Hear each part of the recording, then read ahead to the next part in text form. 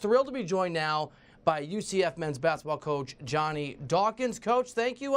Thanks for making time during a busy time for you and your program. Not a problem. It's exciting.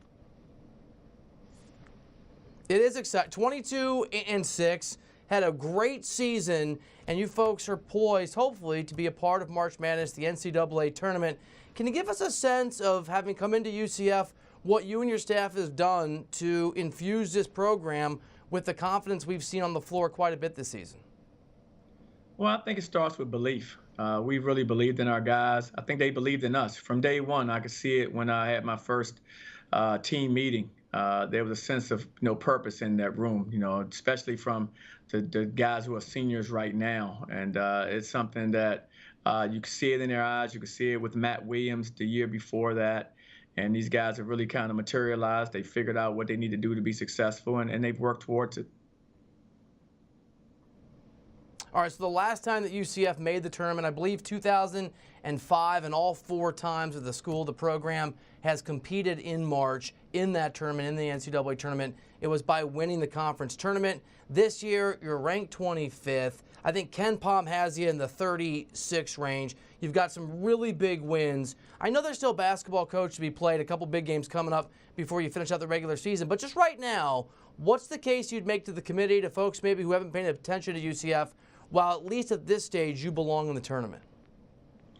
Well, I mean, like I said, that's going to be for other people to decide. But for us, I think we could be a strong tournament team from the standpoint that we have experience and we have depth. We have some really talented pieces, and we have some unique pieces, starting with the most unique player in college basketball, in Taco Fall. I mean, who doesn't want to see him on a stage like that at 7'6", 300 pounds? He's mobile. He has a presence on the both offensive and defensive end.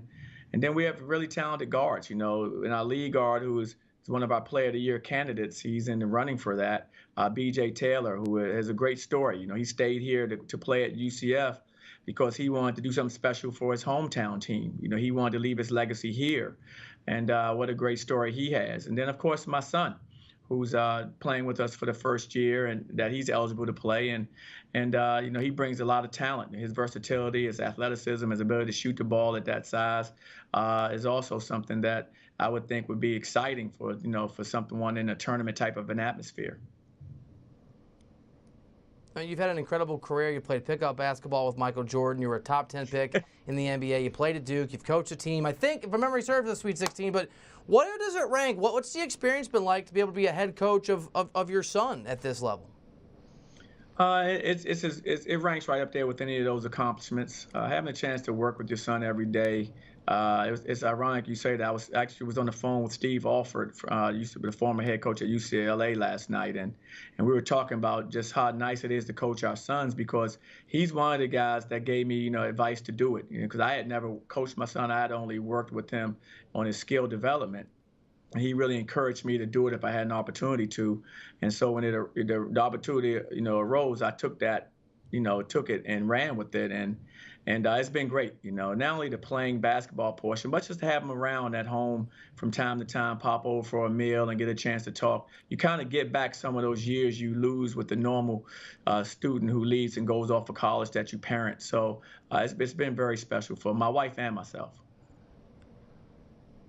I know it's not the same thing, but I remember being in Little League. My dad was my manager, and man, he was harder on me than the other guys. Is that part of the approach? Are you harder on him than the rest of the guys in that locker room? Definitely so. I wouldn't deny that. I definitely hold him to a standard probably as higher than everyone else's. But that's a good thing, and our players see that, and I think there's a healthy respect for that, because they know that, hey, you know what? When they see me having to get on him about something, they're realizing that, hey, he could be, on me for something very similar to that. And I think it's kind of helped them grow in some other areas too on the basketball court. So absolutely, he'll be the first to tell you that I'm hard on him. But, he's done great. He's adjusted to, being part of this team. He's a great teammate, and he's a hard worker. So all those things I think has helped, our team and helped him to develop. Coach, this time of year, college basketball is entirely viewed through the prism of the tournament, and it's a zero-sum game. We all know that. You can look no further than the last four in, the last four out. Somebody's got to lose for somebody else to win. And you're familiar, obviously, with the Pac-12. You referenced Coach Alford at UCLA until not that long ago. Having a down year. Are folks in your conference and other conferences like yours not a so-called Power Five? Your conference in particular has some really good basketball teams. Do you sort of enjoy or appreciate the fact that when a conference like the Pac-12 is down, it creates other opportunities for deserving schools, hopefully like yourself?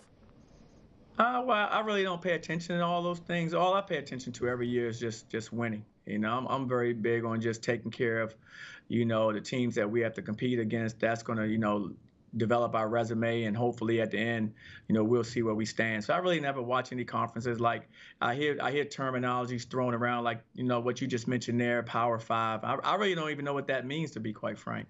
In our sport, man, they're very good players and they're very good coaches, at every level. And so to kind of separate guys because of this school or that, Power Five or Power Six, I'm a believer in just, you have good talent and you have good coaches everywhere.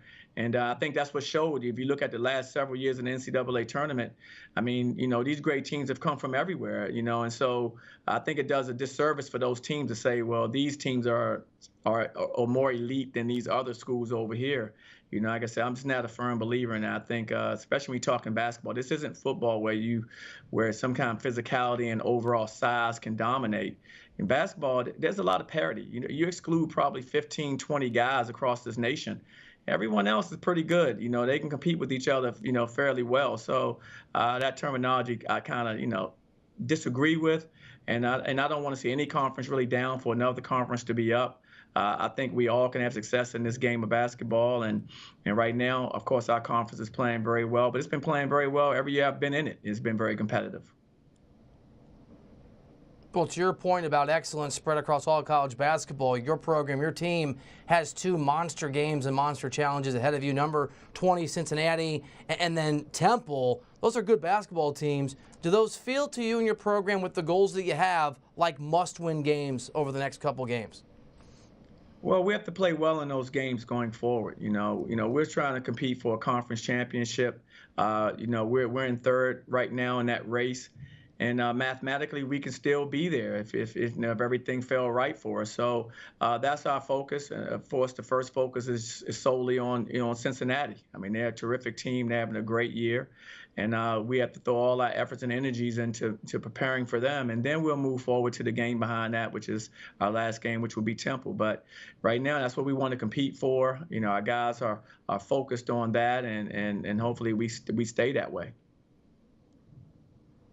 Yeah, that Cincinnati team is a really good basketball team, and you played them tough last time around. In fact, you had a lead with, I think, 4 or 5 minutes left in that game. Good game. Cincinnati got the best of you guys. As you look at the tape, as you look back at that showdown, what do you want your guys to do this time around to try to get the win? Well, we have to play better than we played in that game, of course. I mean, they were terrific on their home floor. We have to do a better job of taking care of the basketball. I thought we had like 15 turnovers in the first half. And that's no exaggeration, 15 turnovers in the first half. And that's difficult to overcome. And so we have to value the ball a little bit better than we did in that game, of course. And we have to rebound the ball better as well. I think those are two things that are things that we have to do to give ourselves a chance because, like I said, they're a very good basketball team and a storied program.